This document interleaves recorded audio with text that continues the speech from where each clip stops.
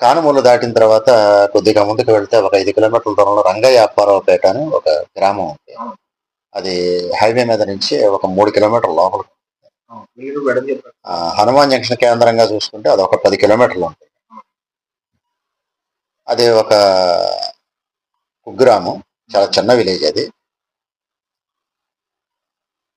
ఆ దేవాలయం అక్కడ ఆ గ్రామంలో సీతా లక్ష్మణ హనుమ సమేత శ్రీ కోదండరామ స్వామివారి దేవాలయం ఒకటి ఉంది. అది గత 60 సంవత్సరాల క్రితం గ్రామస్తుల యొక్క సహాయ సహకారాలతోటి ప్రతిష్ఠించుకోబడింది అన్నమాట. ఈ దేవాలయం మార్పు చేసుకుంటోంది. ఈ మరి గ్రామస్తులు కానీ, గ్రామానికి సంబంధించినటువంటి వాళ్ళు బయట గ్రామాల్లో, బయట ప్రాంతాల్లో, విదేశాల్లో ఉన్నవాళ్ళు కానీ ఎవరికి చేతనైనంత వాళ్ళు చేయండి అని ఒక వైర్ వేయటంతో భక్తులు, గ్రామస్తులు విస్తృతంగా స్పందించి ఆ దేవాలయ నూతన నిర్మాణాలకి, మార్పులు చేర్పులకి, వాస్తు పరిహారాలకి, వాటన్నిటికీ కూడా చాలా పెద్ద ఎత్తున సహకారాన్ని అందించారు. ఆ మార్పులు చేర్పులు అన్నీ కూడా చేశారు చక్కగా. కొన్ని నూతన నిర్మాణాలు అంటే పాకశాల, అంటే ప్రసాదాలు తయారు చేసే పాకశాల, అలాగే దేవాలయం బయట పక్క నైరుతిలో ఒక కళ్యాణ మండపము, అలాగే ఉత్తర పక్క స్వామివారికి ఎక్కువగా ఖాళీ భాగం ఉంచటము, అట్లాంటివన్నీ కూడా కొన్ని మార్పులు చేశారు. ఆ మార్పులు అయిన తర్వాత కుంభాభిషేకాన్ని చేశారు.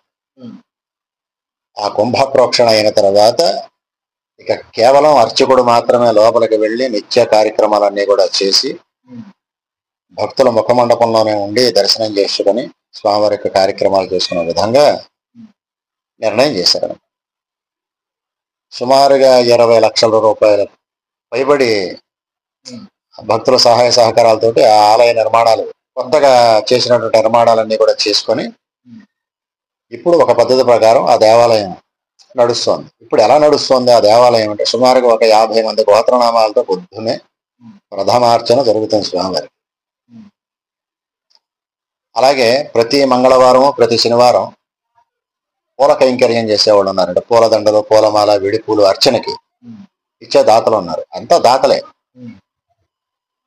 అలాగే స్వామివారికి వస్త్ర కైంకర్యం ముక్కువటి రోజున, శ్రీరామ రోజున, హనుమ జయంతి రోజున, దేవి నవరాత్రులప్పుడు వస్త్ర కైంకర్యాలు చేసేవాళ్ళు. దేనికి దానికే ఎవరికి వాళ్ళు మేమిది అని విభజించుకొని వాళ్ళే ఆ భారాన్ని స్వామివారికి చేయటం కోసం నిర్ణయం చేశారు.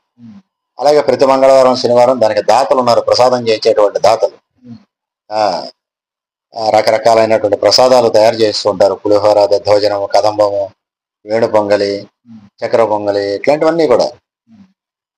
ఆ ప్రసాదం స్వామివారికి నివేదన చేసి ఆ గ్రామంలో ఆ దేవాలయం పక్కన ఎవరైనా చేయించిన దాతలు ఉంటే ఆ ప్రసాదం ఇవ్వటం, లేకపోతే ఆ వచ్చిన భక్తులకి వితరణ చేసి, అంతే. ఇంత ఉన్నతంగా, ఇంత సిస్టమేటిక్ గా ఒక దేవాలయాన్ని చాలా అనతి కాలంలో తీర్చిదిద్ది నిర్వహణ చేయడం అంటే చాలా కష్టం. అదొక మంచి శుభ పరిణామం. అంటే ఆధ్యాత్మిక శోభ వెలివిరియాలంటే ఇట్లాంటి కార్యక్రమాలని ప్రోత్సహించాలి, చేపట్టాలి. ముందు చేసేవాళ్ళు కూడా, చేసేవాడు ఉన్నప్పుడు చేయడానికి చాలా కొంత సహకారాన్ని అందిస్తూ ఉంటే మారుమూలన ఉన్నటువంటి మరుగున పడిపోయిన దేవాలయాలు కూడా ఇట్లా వెలుగులోకి వస్తాయి. అక్కడ ఉన్నటువంటి భగవంతుడు కూడా నిత్య నీరాజనాలు అందుకుంటూ ఉంటాం. దైవ సంకల్పం అట్లా. ఇంకా మీకు